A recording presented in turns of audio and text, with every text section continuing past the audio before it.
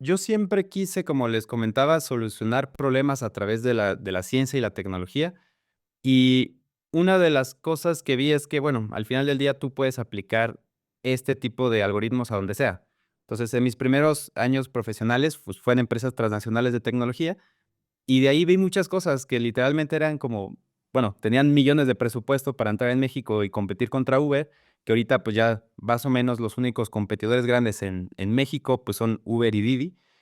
Pero lo que quiere decir es que había que tomar decisiones en base a datos y estadísticas. Entonces, una de las cosas que nos decían es que en tierra de matemáticas, o sea, al final del día, el que es tuerto es rey.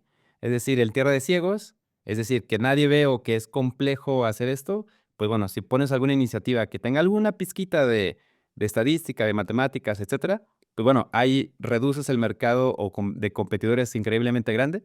Entonces, siento que esa fue una de las cosas por las que 500 también hicimos match en lo que estábamos proponiendo. Eh, no hay duda que uno resuelve un problema cuando lo entiende y cuando lo vive en carne propia.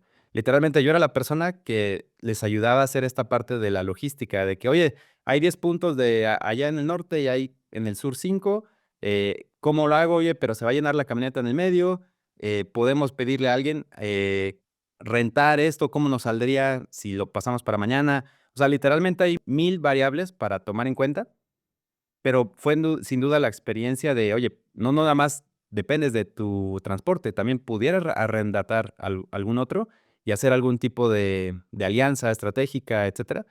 Entonces, yo siento que desde ahí fue estas cosas que entendí el problema desde la raíz, que entendí muy bien cuál era como la solución que hacía fit con la parte real.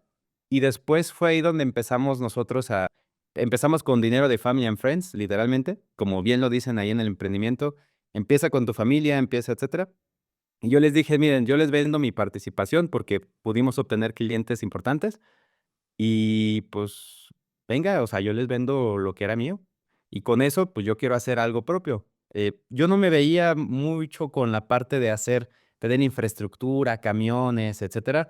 La verdad, no iba hacia donde yo soy más ligero, literalmente. Entonces, decía: "Bueno, me compran esta parte de las acciones, con eso tengo para pagar, los ingenieros como 6 meses", y dije: "Bueno, pues vamos viendo y buscando un primer cliente". Entonces, al buscar este primer cliente, nos dimos cuenta que él hacía más una parte de todo. Es decir, no solo recogía reciclables, sino recogía como residuos mixtos, es decir, como, pues, lamentablemente basura, por así decirlo, donde todo está mezclado, pero tenía como 2 ramas. Hay mucho que hacer en México, si quieres ya, profundizaremos ahí sobre allá. Pero bueno, lo importante es que encontramos este primer cliente y nos dimos cuenta que esto podría funcionar, porque hay muchísimas empresas, alrededor hay como 13,000 empresas de recolección de residuos en México, y pues empezamos a armar un pitch.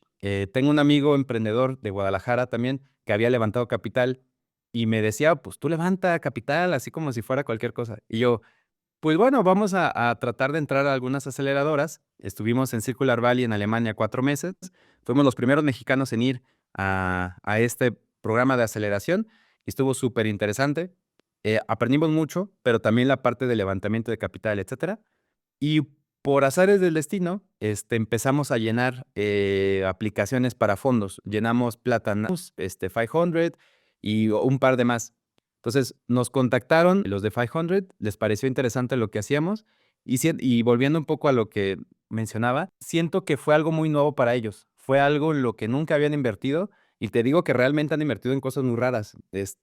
Habían invertido en plataformas de e-learning para ingenieros civiles, para topógrafos, o sea, para cosas así como súper anichadas, pero, pues, en nuestro caso fue, pues, invirtieron en una empresa que traía una propuesta nueva y una visión diferente para un mercado enorme donde no había mucha profundidad tecnológica, pero esto te lo digo, es complicado, o sea, sí es un océano azul, pero para entrar al océano, o sea, años y años de conocer a las personas, ver que sigas ahí, que trabajes con sus compañeros, con su competencia, que empieces a ser relevante en el área, que empieces a ser relevante para el gobierno incluso, para quien hace las normativas. Entonces, este tipo de cosas, pues, ha sido muy duro, pero al final del día fue como pues hace todo el sentido del mundo invertir en un tema SaaS para este nicho, si al final, pues, va alineado con la parte de tecnología y, pues, las nuevas tecnologías como la inteligencia artificial y esta parte, que desde el inicio, pues, yo tenía muy en mente que iba a ser una de las ventajas, más grandes que íbamos a desarrollar.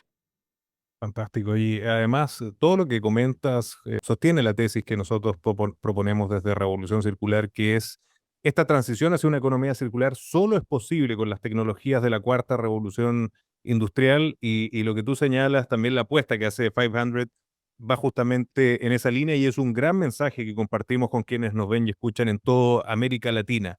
Isaac, Blau hoy por hoy está transformando realmente la gestión de los residuos con tecnología. Como tú señalabas, ya vamos a entrar también más en detalle con inteligencia artificial y otras tecnologías que son fundamentales para esta transición. Pero, ¿cómo surge esta idea de digitalizar este sector y qué problema principal están buscando resolver desde Blau? Claro. Pues mira, toda la parte de los datos en esta industria es bastante compleja. Conocemos que las otras verticales tienen un cierto grado de momento, de tecnología, etcétera, o hay varios productos que ya vienen como muy, intrínsecos por una línea de negocio.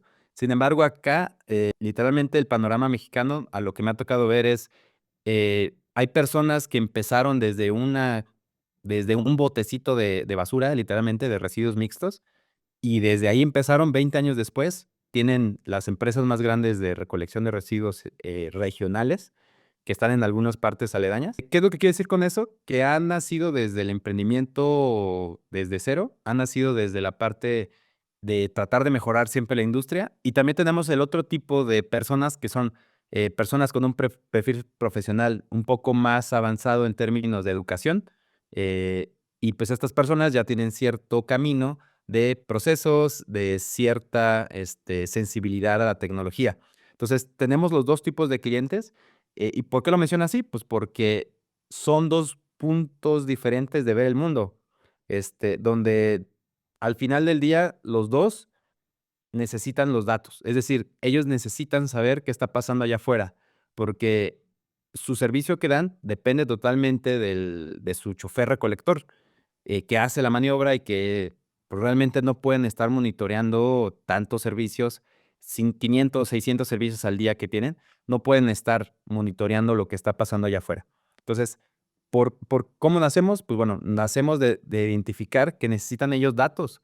¿Qué es lo que está pasando? No nada más de cuánto voy a cobrar, esa es una pieza muy importante, pero falta más información. ¿Cuándo empieza el chofer a hacer la recolección? Si hay paradas, ¿cuánto tiempo tardó entre los puntos?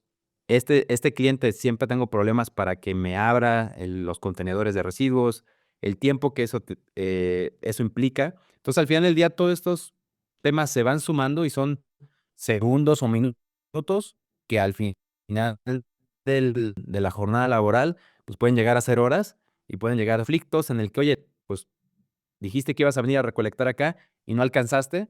Entonces, al final del día es como una cadena infinita de mañana, mañana, mañana, mañana, mañana, mañana. Es como que volvimos a pensar sobre dónde estaba ese problema, ¿no? Y es, pues, no estoy seguro, o sea, me decía los dueños: "Oye, pues, puede ser por esto, puede ser por lo otro, o puede ser por todos al mismo tiempo". Y fue como, bueno, si no lo podemos medir, pues, no vamos a poder hacer mucho al respecto. Entonces, esa fue la primera tesis de Blau, en el sentido de que vamos a empezar a medir todos los pasitos de la cadena, cuando llegan, cuando me firman, cuando me voy, cuando me salgo, combinado con coordenadas geográficas y coordinado con los eventos que están pasando en el proceso. Y básicamente desde ahí inició esa forma de de medir, es decir, empezamos a tener estos datos con la aplicación móvil de campo, que es una de las grandes cosas que nos ha costado muchísimo, muchísimo, trabajo. Llevamos versión 30 de esa aplicación, porque cada vez capta más información, se hace más pesado para el celular mandar datos al servidor, y es todo un reto tecnológico, pues, tener esa forma, rápida, porque debe de funcionar sin Internet. Después, cuando hay Internet lo agarra, cuando lo envía, tienes que revisar si en el servidor hubo algún problema de recepción, si ya se mandó y, pues, los celulares no son muy buenos ni de gamas muy altas, entonces no tienen mucha memoria RAM. Entonces, todo es un tema tecnológico interesante, pero que al final del día lo que estamos, haciendo es midiendo datos en campo